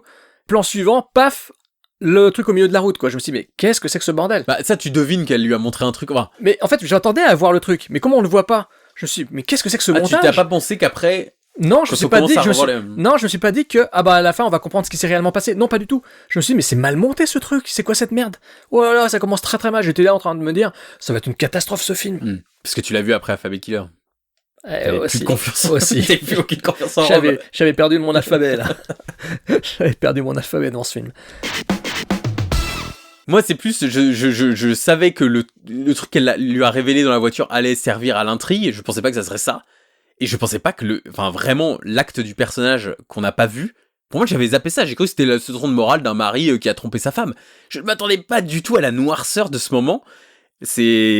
Bravo à cet épisode, ils nous ont complètement eu. Et donc voilà, donc le déroulé de l'intrigue, c'est qu'après il y a une scène à l'hôpital où donc on se rend compte qu'elle est elle va vivre un calvaire, elle est à peine en vie, brûlée sur 96% de son corps, c'est horrible, il y a que ses dents et ses yeux décharnés quasiment, on voit la mâchoire totalement ravagée par les flammes, les yeux à moitié brûlés qui regardent dans tous les sens. Ça donne un effet spécial. Alors Darkman, on est fan, Darkman fait mal à voir, mais là c'est pas répugnant, mais je crois que c'est traumatisant comme image, hein. Moi c'est saisissant, j'ai du mal à en parler, hein. Je revois en fait ce visage à moitié momifié parce qu'il y a des bandelettes blanches autour avec ce regard de malade mental et cette bouche décharnée avec plus de lèvres. Waouh, c'est un effet spécial, bravo les gars, quoi. Ah oui, bien sûr, la scène de la chair où ils doivent retirer la chair est une scène épouvantable. En plus on voit les rushs. Même les rushs dans le making-of font mal. Et le pire, c'est la scène de dépeçage aussi qui va loin dans le gore, même si il y a le petit côté pelt, c'est un peu grotesque. Et voilà, c'est un effet qu'ils ont déjà fait cette saison. Il y a d'ailleurs un technicien qui a vomi sur le plateau. Il a demandé à sortir et il était pris de nausée et il a vomi à l'extérieur du studio pour vous dire à quel point ils sont allés dans le crade, quoi. Et ils en sont très fiers dans le making-of, même s'ils font pas les malins. C'est pas en mode regardez ce qu'on a fait à l'écran, c'est plus putain, on a essayé de montrer une certaine réalité, mais parfois c'est difficile de la voir, quoi. Donc il y a une scène à l'hôpital où donc là on lui annonce bah voilà là enfin clairement sa vie va être un enfer. Il faut peut-être penser à ses volontés, quelles étaient ses volontés. Et là où il y a ce bon vieux Corbin qui arrive et qui dit bah écoute, ses volontés c'est très simple, elle voulait mourir s'il lui arrivait quelque chose comme ça, si elle était dépendante d'un système, etc. Donc tu peux ça. Et en plus il y a une assurance vie. Donc voilà. Et donc là le personnage de Martin révèle qu'il a eu une affaire. Et c'est la première couche qu'on rajoute à ce personnage. On s'en doutait un peu dans la scène de la voiture, mais on découvre ce qui s'est passé cette liaison et surtout que sa femme était au courant. La femme est au courant. Voilà. Brochant est au courant. On découvre ce premier flashback avec ces scènes de téléphone pré-iPhone où il y a toute une vidéo porno tournée sur c'est absolument improbable. Parce que non seulement la fille lui a envoyé des images d'elle et des vidéos d'elle, mais en plus il y a des vidéos d'eux qui couchent ensemble. Ouais. C'est-à-dire qu'ils ont fait une sextape probablement sur le téléphone de son assistante et son assistante s'est dit je lui ai envoyé parce que j'ai bien aimé ces sextapes. Un personnage qui, on révélera plus tard, lui a dit t'es un très mauvais coup. Donc c'est genre, attends, ils ont déjà couché ensemble, mais elle lui a envoyé ça, mais en fait c'était un mauvais coup. Enfin ouais, voilà. Bah, c'est la vraie bad guy du film, elle, de toute façon, c'est une vraie connasse dans tous les sens du terme. Mais ce qui est génial, moi ce qui m'a vraiment fait rire dans cette scène-là, qui est complètement absurde et à la limite du grotesque, c'est la réaction de Donovan qui est en mode non mais c'est un truc, c'est un spam, je sais pas ce que c'est que cette vidéo. Ah oui, t'as remarqué, elle ressemble à Trish, hein. Ouais, parce qu'en fait, au début il y a que la poitrine. La vidéo. Au début il y a que la poitrine, donc il se dit je peux encore sauver le truc. Ensuite il y a le visage, il dit ouais non bah elle ressemble à Trish, hein. C'est pour ça que j'ai regardé. Et là après et à la fin, c'est qu'ils sortent tous les deux à l'écran, c'est donne-la-moi, puis c'est du passé. C'est tellement absurde, c'est tellement drôle. Tromper, c'est tromper, hein. Donc, faut assumer au bout d'un moment. Faut avouer, n'est pas pardonné. Pas du tout. Et du coup, ce personnage, Cliff, on découvre, une certaine noirceur, mais je trouve qu'il colle étonnamment bien au personnage de Martin Donovan, qui peut-être pour certains peut être à deux nuances d'une endive. Enfin, j'imagine certains dire ah, putain c'est vraiment une endive cet acteur, il fait rien, etc. Mais je le trouve extrêmement classe, impérial, et je trouve que ça marche bien dans le film, le fait qu'il soit de moins en moins sympathique. Et puis ensuite il y a cette scène du bain où là le film m'a complètement emporté. C'est-à-dire qu'il y a des idées géniales de mise en scène, donc il prend un bon vieux bain, parce que là, il sort d'un accident de voiture, etc. Sa femme lui manque, même si ils se sont engueulés juste avant de mourir. Il y a un effet visuel incroyable d'un pas, en mode holoman, un pas dans une... un pas bouillant, un pas bouillant, voilà, dans une flaque d'eau, où il y a des vapeurs d'eau parce qu'elle est brûlante. Et là, il y a ce flashback érotique, hein, clairement, pour changer dans cette série. Il y a un flashback érotique d'un personnage masculin avec sa sublime femme. Ils font l'amour, etc. Et au milieu de cette scène, une transformation assez saisissante. Un effet spécial où tu vois que c'est un effet, mais l'idée de l'avoir fait cracher du sang achète toute la scène. C'est pour moi, j'achète la scène parce qu'il y a ce petit effet. Son corps se transforme petit à petit et à un moment, elle se met à cracher du sang qui a un vrai effet plateau. Et du coup, je me dis, ouais, quelle bonne idée. Donc, elle crache dans la bouche de son mari. Il sort de la douche et là, il est brûlé partout et j'adore ce détail. Il regarde son pénis et son pénis est brûlé. Donc, il appelle son avocat. Et voilà, c'est pas un épisode où on passe 20 minutes à se dire je crois que ma femme me hante. C'est genre immédiatement, il y a un gros problème. J'ai fait un cauchemar sur ma femme, j'ai le sexe brûlé. Il y a un problème là, il y a un problème. Et son avocat qui dit mais non, mais t'inquiète, etc. Il met pas encore en lien le truc, mais dès que sa femme meurt ou flatline, du coup, elle devient fantôme, elle devient revanchard. C'est ça. Et qu'en fait, du coup, il faut la garder en vie. Là est tout le concept du film. Voilà. Il faut la garder en vie. Il faut la garder en vie. C'est pro-life. Mais ce qui est assez saisissant, c'est que la scène du bain a un potentiel érotique assez ouf, faut quand même l'avouer, très proche justement de ce qu'on attend des films d'horreur de cette époque, c'est-à-dire sexe, boobs and gore, et j'ai été choqué en fait de voir à quel point ils allaient dans le délire, quoi. C'est un épisode quand même qui est pas loin du Argento, Jennifer de Argento. Oui, un petit peu. Il est très chargé d'érotisme et d'ultra-violence en même temps. Donc je trouve que il a su vraiment bien doser ses effets et bien doser ces moments chocs qui arrivent toujours là où on les attend pas. Le passage de la transformation est vraiment saisissant, je suis d'accord avec toi. Voilà, c'est là peut-être dans la deuxième partie où on révèle un peu plus le personnage donc de Trish, qui est donc son assistante extrêmement vénale. Elle est imbuvable. Elle est imbuvable. Bah, elle mène sa petite barque. Là, elle sent qu'il y a de l'argent en jeu. Elle se dit pourquoi pas. Bon, c'est vrai que c'était un mauvais coup. Non, mais avant, il y a donc cette scène de mort de Aira qui est vachement bien. Parce qu'il est dans une salle d'IRM, donc d'habitude, il faut pas porter des objets métalliques, etc.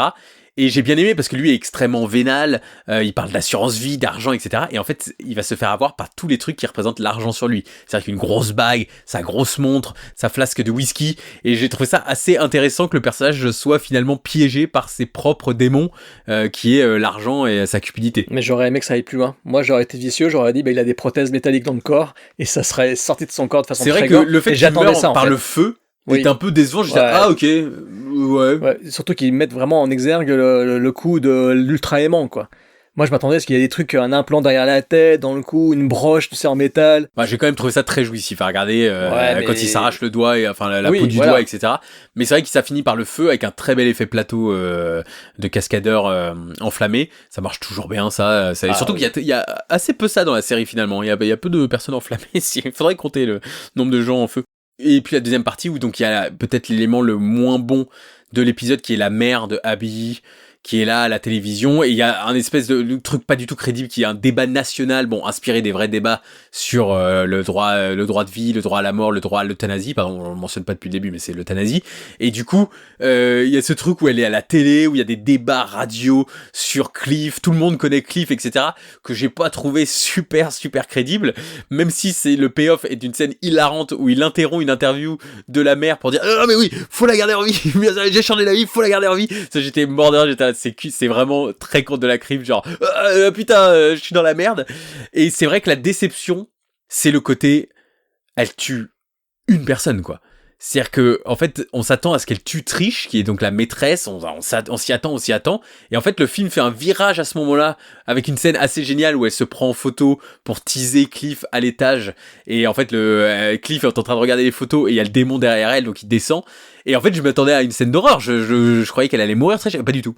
C'est un peu décevant, tu t'attendais pas à mais pas forcément Trish, mais parce que finalement le destin de Trish malheureusement est très graphique et part dans une dernière partie que j'avais pas du tout vu venir, où lui-même va se dire non mais en fait je suis prêt à tout pour que ma femme Ah, mais moi, soit à la vie. pour le coup, je l'ai vu venir, ça. Ah oui. Parce qu'elle était tellement imbuvable, et comme il essayait de se sortir à tout prix de ce mauvais pas dans lequel il s'était fourré, je me suis dit, il va aller jusque-là. Il va aller jusqu'à prendre la peau, il va faire les yeux sans visage. Non bien sûr, mais je sais pas, je trouve qu'il manque une mort à ce moment-là. Je réclame des morts. Non mais il manque une deuxième scène de meurtre où le démon met en exergue ses pouvoirs, quoi.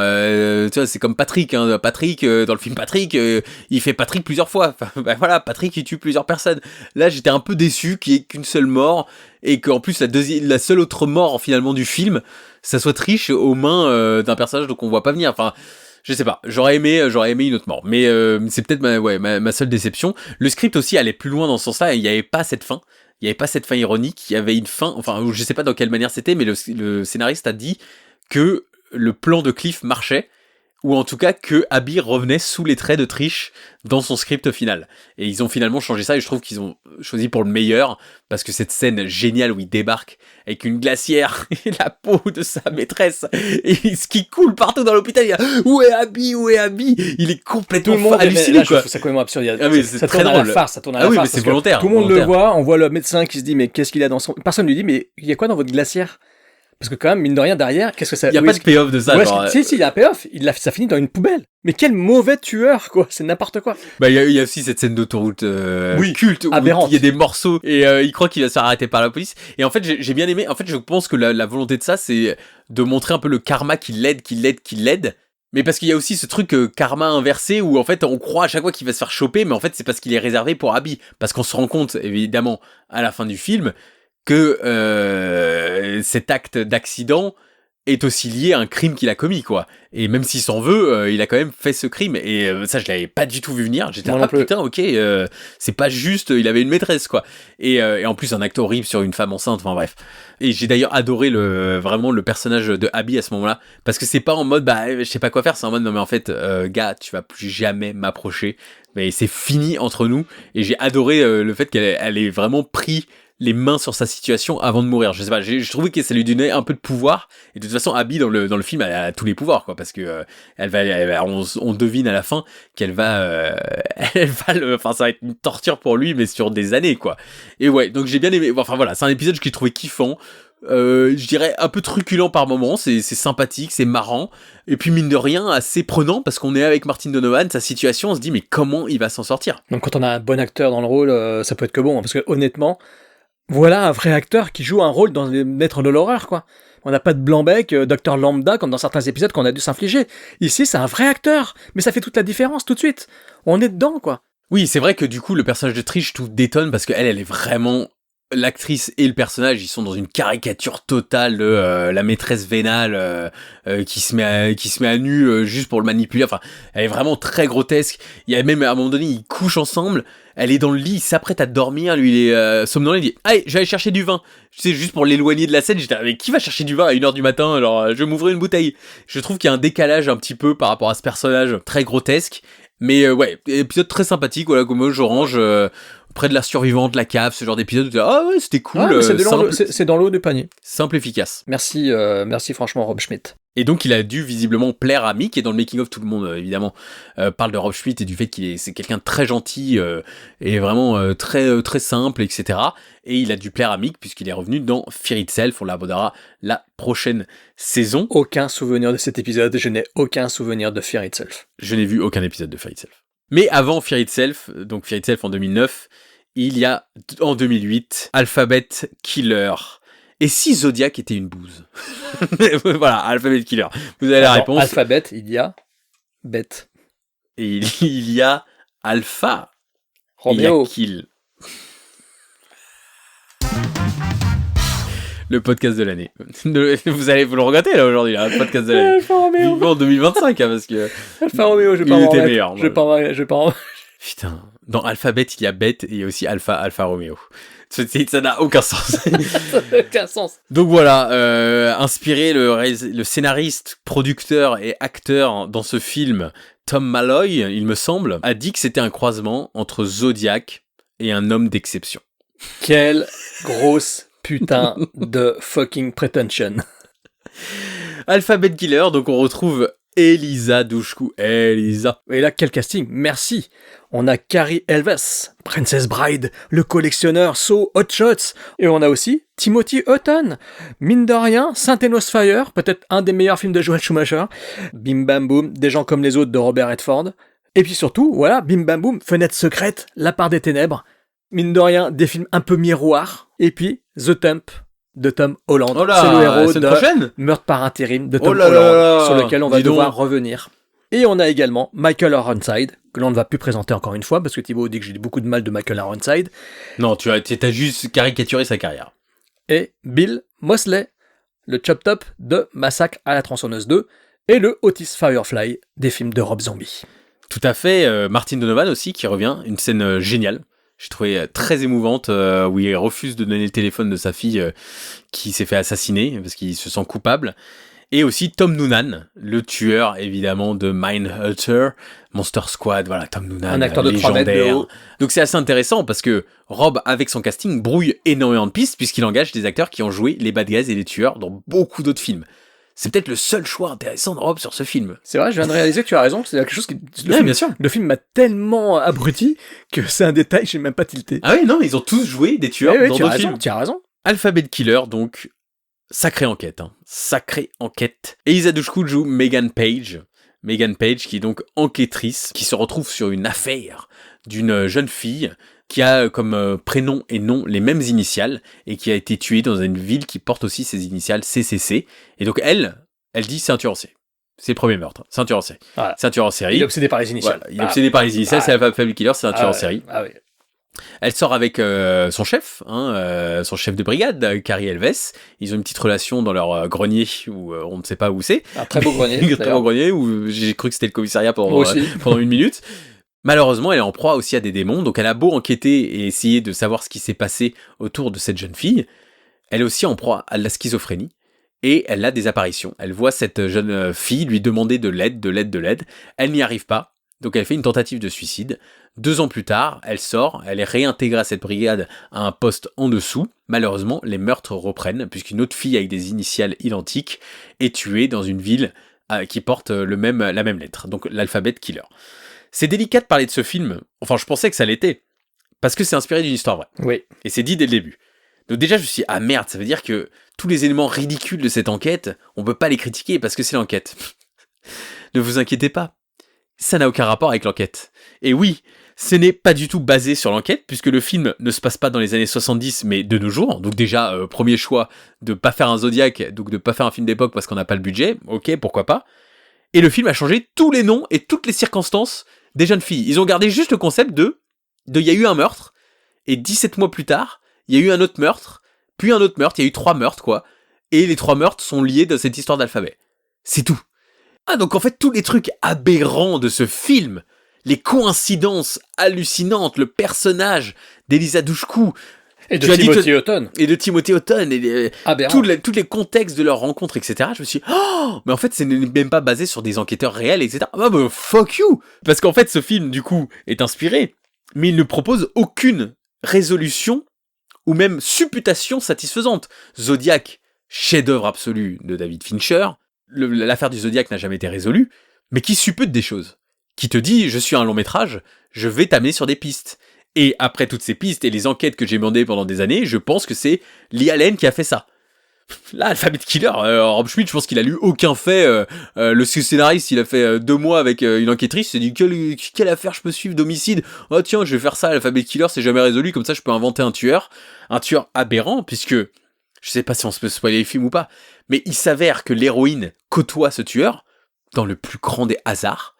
Mais c'est quand le reveal est fait à la fin. Mais c'est grillé, hein, c'est grillé avant. Hein. Non mais bien sûr.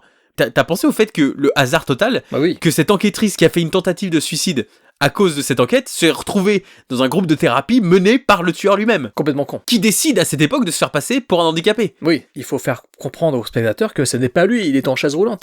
Oui, mais je veux Mais le dire, problème, c'est lui que dans sa logique. Mais c'est Timothy Hutton. Tu le vois très peu. Et donc forcément, c'est grillé d'avance. Combien de films sont-ils faits comme ça, de cette façon, avec un tueur en scène dont il faut découvrir l'identité? Tu le vois dans 2 scènes au début, une petite scène au milieu, mais évidemment que ça va être lui le tueur. T'as envie de fermer la porte, t'as envie de claquer la porte au nez tellement il a l'air con et tellement c'est nul. Mais surtout sa logique. Alors, le film met aussi un lien d'église entre les 3 petites filles. Évidemment, un lien qui n'existe absolument pas dans la réalité. Donc à partir d'un moment, enfin, pourquoi tu fais un film basé sur une histoire vraie? L'appelle pas, dis pas inspiré du fait réel. Tu dis en interview, oui, bah il y a eu une affaire comme ça, mais je vais en faire moi. Qu'il fasse 10 meurtres. Au moins tu comprends, Alphabet Killer, et il change de personnalité tous les 3 meurtres. Bah pour moi, je pense qu'en fait, il y a eu plus de meurtres que ça, parce que au final, tu vois qu'il y a beaucoup de jeunes filles cadavres qui sont là autour. Et j'ai eu le sentiment que ce n'était peut-être pas de la schizophrénie. En fait, je pense que le film flirte un peu à la lisière du fantastique pur et dur, film de fantôme. En fait, c'est les victimes qui lui demandent de l'aide.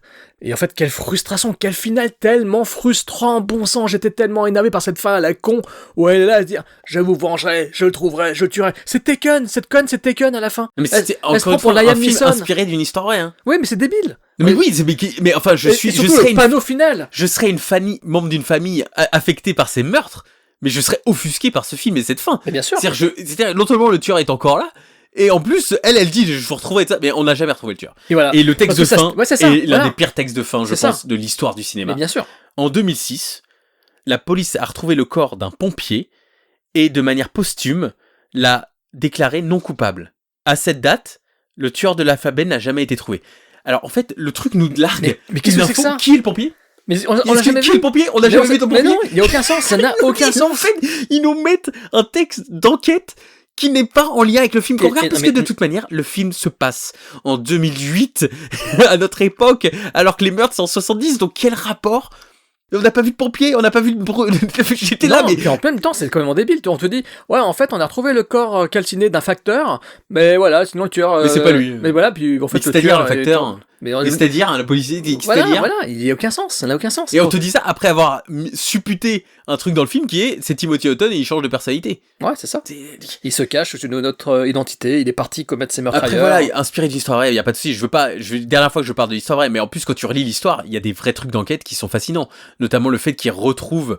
Enfin, il y a des témoignages sur la dernière journée d'une petite fille où il y a des témoignages qui se contredisent et ils sont obligés d'enquêter sur ce qu'elle a mangé en dernier. Donc il y a une autopsie, etc. Et elle se rend compte qu'elle a mangé un cheeseburger. Donc ils se rendent compte, oh putain, mais en fait on nous a menti. Enfin, il y a des scènes où tu dis, mais pourquoi c'est pas dans le film, tu sais, de genre une vraie enquête. Bon, bref.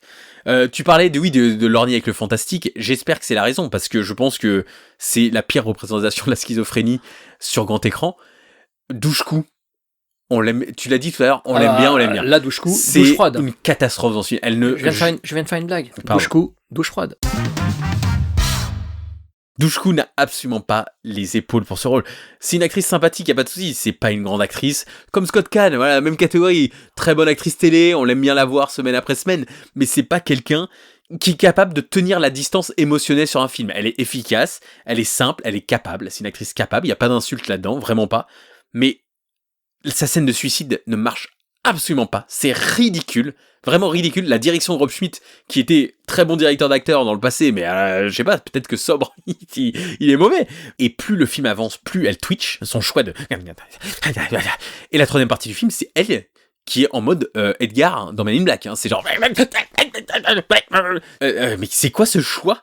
Vous voulez pas enquêter sur la schizophrénie 2 secondes pour savoir à quoi ça ressemble ? Enfin, je sais pas. J'ai trouvé ça hallucinant. Donc déjà, le héros, l'héroïne m'a saoulé. Il y a des choix de personnages. Bon, le choix du tueur, hein, qui change de... Voilà, c'est le mec, il essaie d'être chacal, mais n'est pas chacal qui veut, j'ai envie de dire. Mais surtout, il y a Michael Ironside qui fait un choix dans le film. Je n'ai toujours pas compris. Donc ouais, grosso modo, bon, il y a des meurtres et Elisa Dushku enquête, hein, grosso modo. Et son collègue, qui est flic mais qui est aussi co-scénariste, se paye une petite scène de bisous torride avec Dushku, même si elle n'a rien à voir avec le film. Et t'es là, mais pourquoi ils ont fait ça ? Vraiment, aucune raison. Michael Ironside dans le film. Il y a une scène de tension, peut-être la seule scène de tension du film, où elle intervient sur une prise d'otage. Et il y a des rumeurs que ça serait le tueur de l'alphabet, parce que une des personnes qui l'a prise en otage a voilà, les mêmes initiales, EE. Du coup, elle arrive et Dushku arrive à lui parler, etc. Il baisse son arme, il va à la fenêtre pour réfléchir, alors qu'il y a des types de mecs qui sait qu'il est entouré par la police. Il va à la fenêtre, mais voilà, il est un peu névrosé. Et là, Ironside, ses équipes le tuent. Michael Ironside, 2 scènes plus tard, explique pourquoi il a fait ça. Parce qu'en fait, il annonce à tout le monde, on a chopé le tueur de l'alphabet, c'est sûr, c'est lui, et tout ça. Et il explique à Dushku, il était temps d'arrêter toute cette histoire de tueur en série, voilà, on l'a chopé, c'est fini. Donc là, le gars est en train de te dire, non seulement il confirme qu'il y a un tueur en série, mais il vient de donner au tueur en série le champ complètement libre pour faire ce qu'il veut. Parce que c'est le chef de la police qui est en train de dire aux médias, non mais on l'a chopé, mais en fait lui-même n'y croit pas. Qu'est-ce que c'est écrit avec les pieds ce film ? Là, c'est le moment où le chef de la police dit, ah ça suffit vos conneries, on l'a chopé. Et lui il est en mode, non mais comme ça, c'est bon, on arrête le truc. Mais c'est genre, mais le tueur en série du coup, tu vas même pas essayer de l'avoir ? Non, mais ça nous fait chier. C'est le film est aberrant, c'est comme voilà, c'est très sympa d'avoir plein de pistes et plein d'acteurs. Biz Mosley, ah il est là une scène, on le revoit jamais. Bon, c'est des petites clés comme ça, où il s'amuse à se dire, ah bah tiens, qui sera le tueur ? Et moi je vais vous dire, je l'ai vu en très bonne compagnie ce film. Et cette très bonne compagnie m'a dit à un moment donné, quand on débriefait le film, parce qu'on l'a regardé en 2 fois, à un moment donné on a cru, mais est-ce que c'est Elisa Dushku qui a fait ça ? Et j'étais là, mais ça serait tellement mieux. Mais en fait, comme c'était inspiré d'une histoire vraie, je lui ai dit, je pense pas que ça soit ça, à moins que ça soit une histoire vraiment très glauque d'une enquêtrice qui enquête sur des... Mais en fait, quand tu reconnais les morceaux, t'es là... Bah, mais syndrome de Stendhal, hein, oui. Dario Argento. T'es là, mais ça pourrait complètement être elle, et limite... Argento aurait fait ça. Quand tu vois le fait que c'est à peine basé sur l'histoire vraie, mais faites ça, autant aller là-dedans, autant aller, c'est la flic qui a fait ça. Parce qu'honnêtement, tous les éléments collent, hein. Il y a un moment donné, tous les éléments collent, et tu te dis, en fait, les démons qu'elle voit, c'est parce que c'est les gens qu'elle a tués, Ouais, et sa schizophrénie fait qu'elle oublie les meurtres, et qu'en fait, elle est obligée d'enquêter sur ces meurtres, et au bout d'un moment, t'es là, mais j'ai envie que ça soit ça, parce que si c'est un de ces mecs-là, ça va pas être crédible. Et en plus, tu vois direct qui ça va être, tu te dis non, mais c'est pas possible. Et à la fin, on comprendrait qu'elle est dans son purgatoire, son enfer, et qu'elle revit ça inlassablement, et à la fin du film, elle reviendrait au début. Infiniment meilleur que le film qu'on a vu. On a fait un meilleur film. Pas sympathique à regarder, approche visuelle très classique, bleu, photo bleu froide. J'ai trouvé ça à chier. Non, je suis d'accord avec toi, il n'y a pas d'effet de mise en scène sympa, il y a des effets, les effets de fantômes d'apparition sont vraiment ridicules et ringards, ce côté un peu suintant, ça passe pas, c'est daté, c'est moche, ça fait penser au pire film sur lequel on a beaucoup rigolé, on s'est éclaté à le regarder, mais ça fait penser aux effets un peu guignols de terreur.com. On a l'impression qu'on est un petit peu dans le même côté similaire, mais il n'y a pas le côté fun de terreur.com. Voilà, du tout, ici, on est vraiment dans un film qui veut se prendre au sérieux, et qu'est-ce que c'est chiant. Il y a un décalage entre le côté procédurier du film, très froid, et le côté émotionnel, empathique, qu'on est supposé avoir avec Elisa Dushku. Du coup, on sait jamais vraiment sur quel pied danser. Est-ce qu'il faut être à fond avec elle, quitte à ignorer les règles, etc. Mais en même temps, on est toujours ramené à ce côté procédurier, on enquête, enfin bref, c'est un film qui ne sait pas ce qu'il veut être, et 13% sur Rotten Tomatoes, $100 000 de recettes.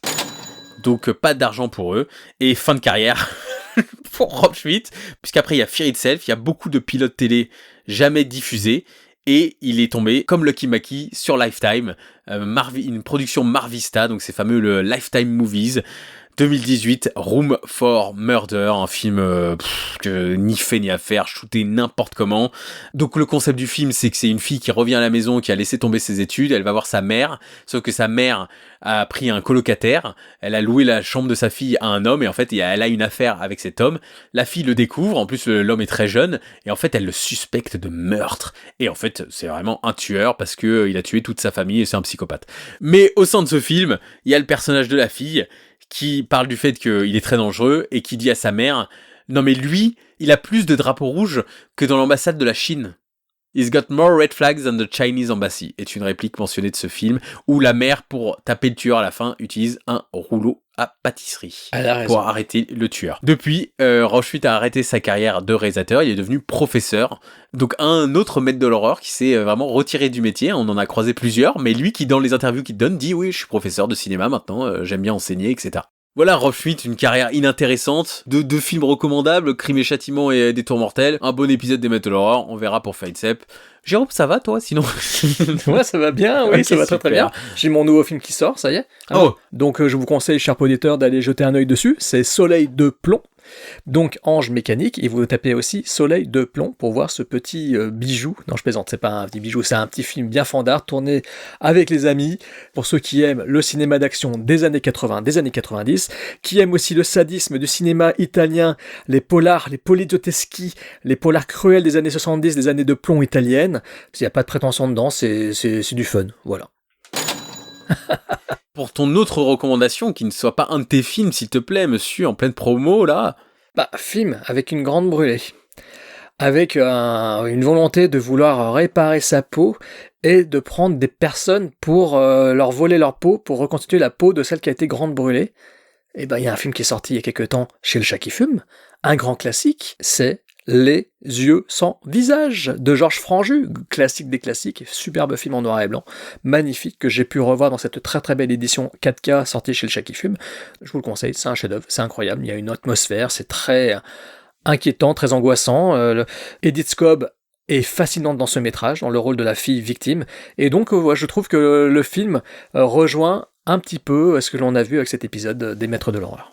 Film fascinant, film envoûtant, très grand film, qui prouve que le cinéma fantastique était bien présent en France, même si on a tenté de nous faire croire qu'il n'y avait pas de culture fantastique, malgré Jacques Tourneur et Franju et compagnie. Mais voilà, on vous emmerde.